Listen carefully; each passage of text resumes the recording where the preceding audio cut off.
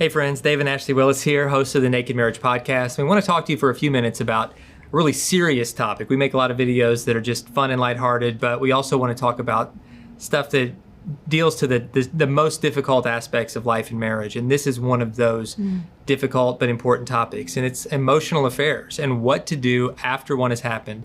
And there's a good chance that you're watching this right now just looking for answers because you're in the aftermath of an emotional affair. Perhaps you're the one who was in that unhealthy, inappropriate relationship, or perhaps you just found out your spouse has been tied up in that and you're just reeling, trying to figure out what to do next. And so we can't solve all those issues in a short video, but we just want to take a few minutes to give you some hope and also to give you some very practical next steps as you navigate the road ahead. Yes, so first and foremost, if you find out that your spouse has been having an emotional affair, it needs to be addressed. This isn't something you can just brush under the rug or, make excuses about it. It definitely needs to be something that the two of you talk about. And hopefully your spouse has come to you and has actually admitted to this, because that is the first step, is admitting like, yes, I am having an emotional affair, and then seeking how they can actually move forward with ending that emotional affair, and then also re-earning your trust, because trust has been broken.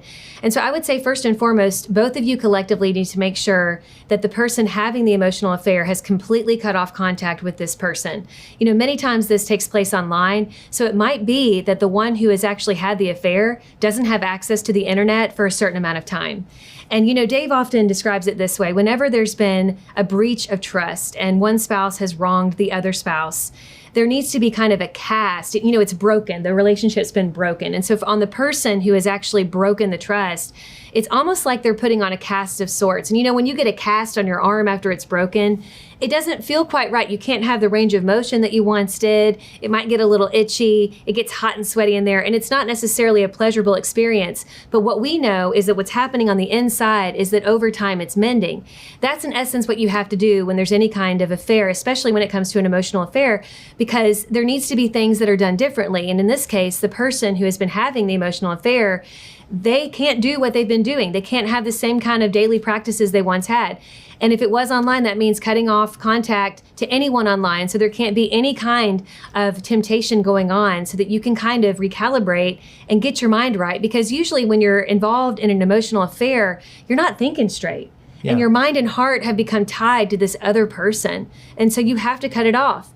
And there will be, a lot of people who've walked through this, they often report kind of a grieving phase, especially for the spouse who found out this bad news that their spouse has feelings for this other person. But there's also a grieving phase for the person involved in the emotional affair, because they've been tied to that person. And it's kind of like grieving a death of sorts, but it's one that has to happen. That relationship, the relationship of the affair, needs to die in order for your marriage to live.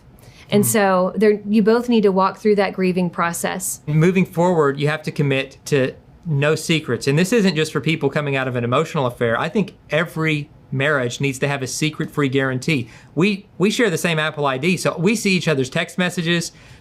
We don't have any passwords that the other one doesn't know about. And that's not because of some past affair. That's because we want to live in such complete transparency. We want to live in what we call the naked marriage, that there's not even room for something like that to take root. And so make sure you're safeguarding yourselves moving forward, and you're actively working to prevent that from happening again and work to bring healing from the damage that's already been inflicted. That's right. And it's understandable that there's all kinds of feelings mixed up in this. You're going to have all kinds of feelings, especially for the person who was wronged. You're going to be angry, sad, mad, confused.